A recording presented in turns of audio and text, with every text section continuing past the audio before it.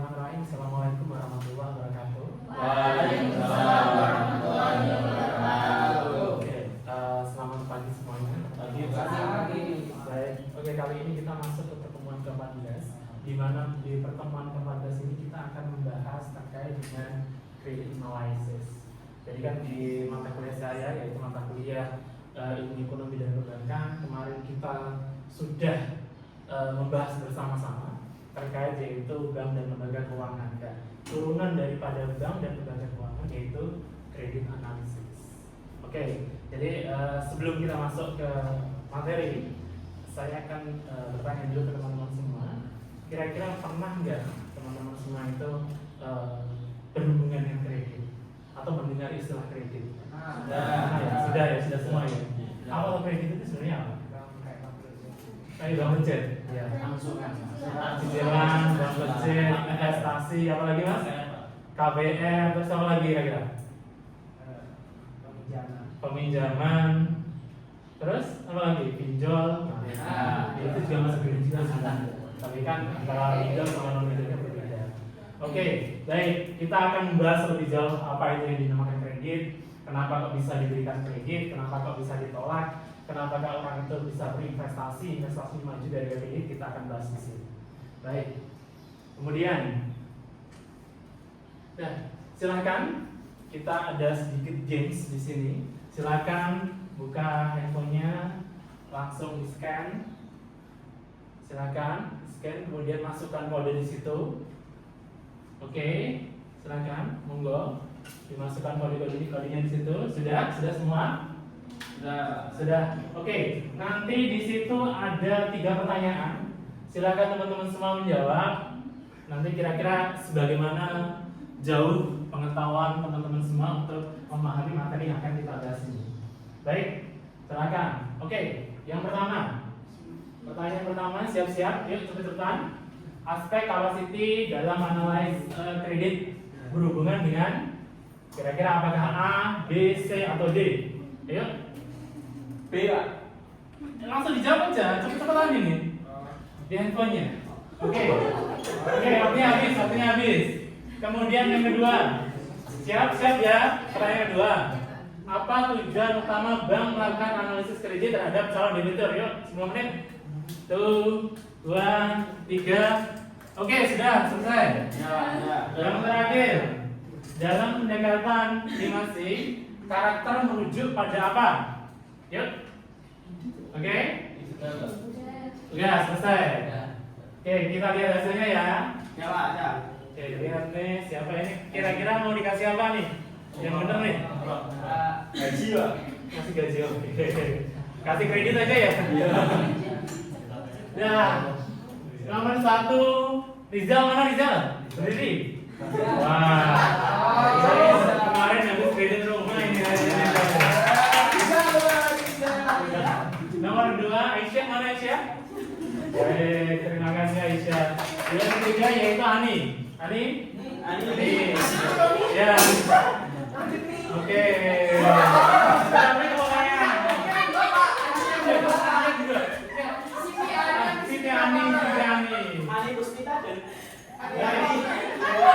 Oke, stop.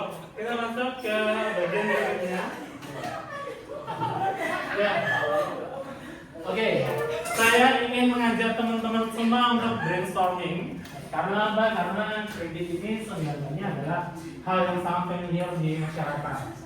Oke, yang jadi pertanyaan saat ini adalah mengapa bank menolak pengajuan kredit seseorang walaupun punya pekerjaan yang tetap? Ya, dipikir dulu. Mau GBT, mau Typeset, mau Yombot, silakan, mau Jinah, Jenny, Gemini dan sebagainya. Tapi harus dianalisa sendiri, jangan langsung copy saja. Oke? Siap? Siap semua? Berdiri ya jawabnya ya. Oke, Mas Rijal tadi Mas Rijal yang paling pintar. Kira-kira kenapa Mas? Kira-kira Mas? Kenapa? Oke, mengapa Bank menolak pengajuan kredit walaupun punya pekerjaan tetap? Ya. Mungkin bagi saya itu dikarenakan si nasabah tersebut mempunyai jejak yang cukup buruk dalam kehidupannya, yang mungkin dalam penagihannya dia sangat sulit, ataupun bukan saya ya pengalamannya, ataupun dia sangat sulit untuk ditemukan atau ya. Oke, baik, terima kasih. Oke, jadi terkait dengan karakter ya Mas ya, karakter Ya. seseorang itu sangat menentukan apakah dia layak diberikan kredit atau tidak. Satu lagi dong, Mbaknya, Mbak Ani. Ayo Mbak Ani. Bani ya. Mbak Ani kira-kira kenapa Mbak? Status pekerjaannya tidak stabil. Oh, status pekerjaan tidak stabil. Kerjanya pendek. Oh, oke, baik. Ya, itu bisa. Karena apa? Karena capacity. Jadi capacity dia dalam untuk menyelesaikan kredit itu tidak terarah. Artinya adalah tidak meyakinkan. Jadinya apa? Jadinya kredit yang diajukannya ditolak.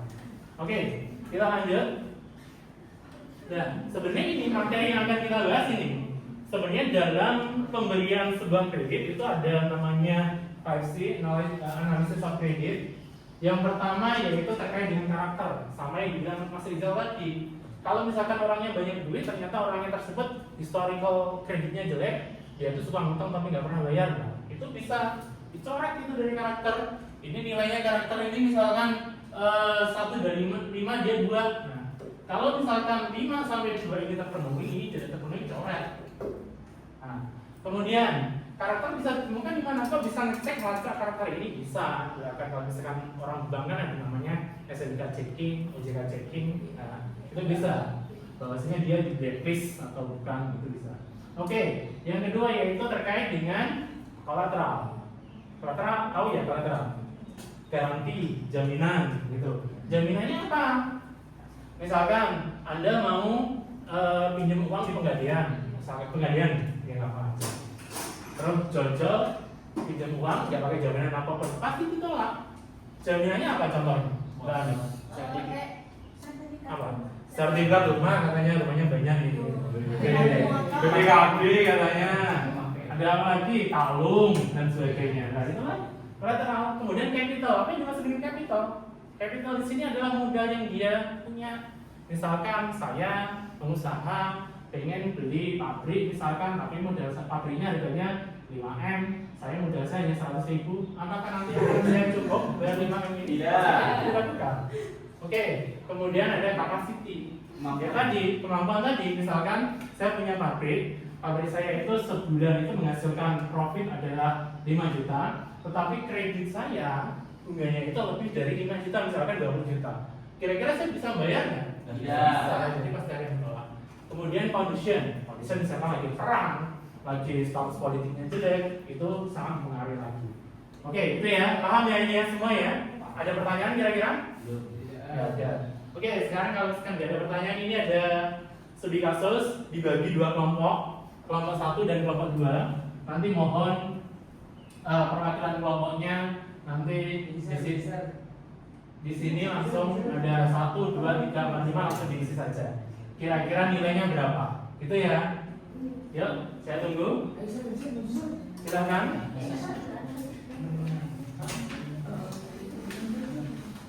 Saya tunggu, silakan.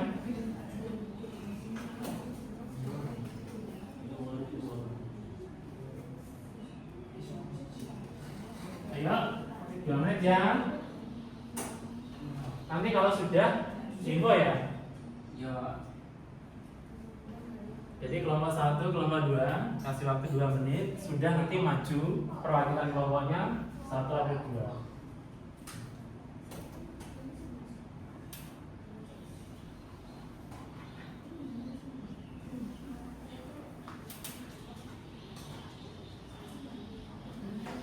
Oke, sudah? Sudah. Ya, kelompok 2, kelompok B, silakan. Mas perwakilan Mas Rizal, monggo karakter, kira-kira karakternya bagaimana dibacakan di sini, dikasih skor. Dibacakan dulu, dikasih skor. Berarti ini nanti judulnya untuk skornya saja Iya. di sini. Oke, untuk studi kasusnya yaitu Bu Sari Wulandari. Ini Bu Sari dikenal sebagai anggota aktif koperasi, rajin catat haus kas walau manual, dan sudah 4 tahun membangun usaha tanpa henti. Pernah ada tunggakan, tetapi sudah lunas. Ini menunjukkan karakter yang cukup baik. Maka untuk nilai dari Bu Sari bisa dinilai untuk 7. Oke, 7 Bu Sari. Kemudian yang kedua, kelompok 2, kelompok 2 yuk maju kelompok 2. Kelompok 2. Nah, ini. Ayo Kak. Kelompok 2.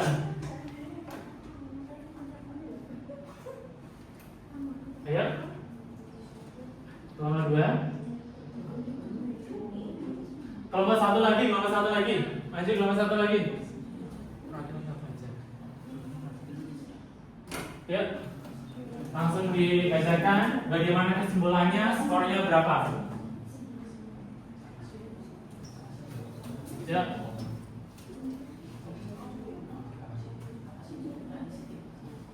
Capacity boleh, kalau misalkan mau capacity. Yang lain bebas. Ayo.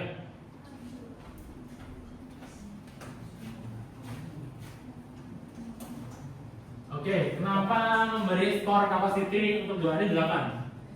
Karena kemampuan bayar terlihat dari omset 45 juta per bulan. Oke, berarti bagus ya omsetnya ya, 45 juta ya, jadi capacity-nya bagus.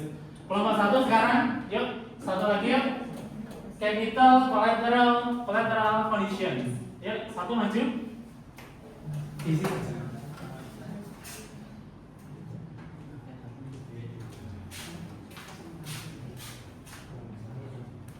Oke, kenapa capital mendapatkan skor 8? Karena modal kerja pribadi diperkirakan sekitar 80 juta. Nah, misalnya menggunakan sebagian tabungan pribadi dan hasil usaha sebelumnya untuk operasional, struktur Ya. modal cukup sehat untuk skala UMKM. Baik, berarti jelas ya, struktur modalnya cukup, sehat, jadi capitalnya juga sangat mumpuni sekali hari ini. Oke, hasilnya sebenarnya ini sudah bisa dilakukan reference. Tapi kalau misalkan pengen menganalisis kredit dari semuanya, tapi dengan studi kasus ini bisa dikatakan bahwasannya ini bisa saya asumsikan nilainya 7, kemudian 7, berarti hasilnya adalah kredit yang diajukan oleh Bu Ani diterima atau ditolak seperti ini? Diterima. Proof ya.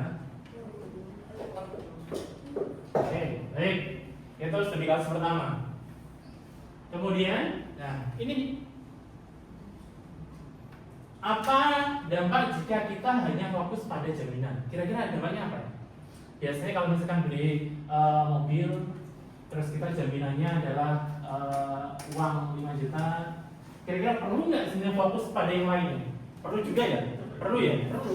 Jadi nggak melulu jaminan, tapi semua skor ini harus terpenuhi. Terus kedua, mengapa karakter tetap penting dalam era digital? Sangat penting sekali. Kenapa?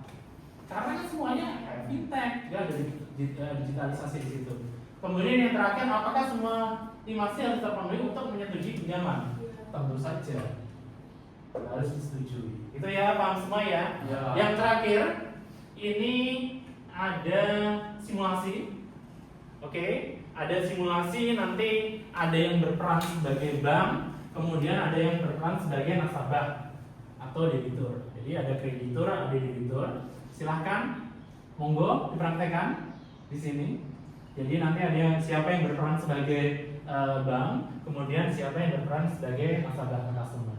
Yuk, dari kelompok 2 1, kelompok 1 1. Ini perwakilan yuk, langsung aja simulasi di sini. Silahkan. Ayo. Ayo. Kita simulasikan bagaimana nasabah dan customer ini melakukan sebuah transaksi. Bagaimana kreditnya nanti, apakah layak atau tidak untuk diberikan kredit oleh bank. Oke. Ya, silahkan. Baca saya. Selamat siang Ibu Sari. Bisa diceritakan usaha Ibu apa saja? Selamat siang Pak, jadi saya punya usaha sembako. Ini sudah 4 tahun jalan. Terus tujuan Ibu bekerja itu apa ya? Saya tuh pengen nambah stok ya, soalnya Ramadan kan biasanya ramai. Terus untuk omset per bulan kira-kira berapa ya?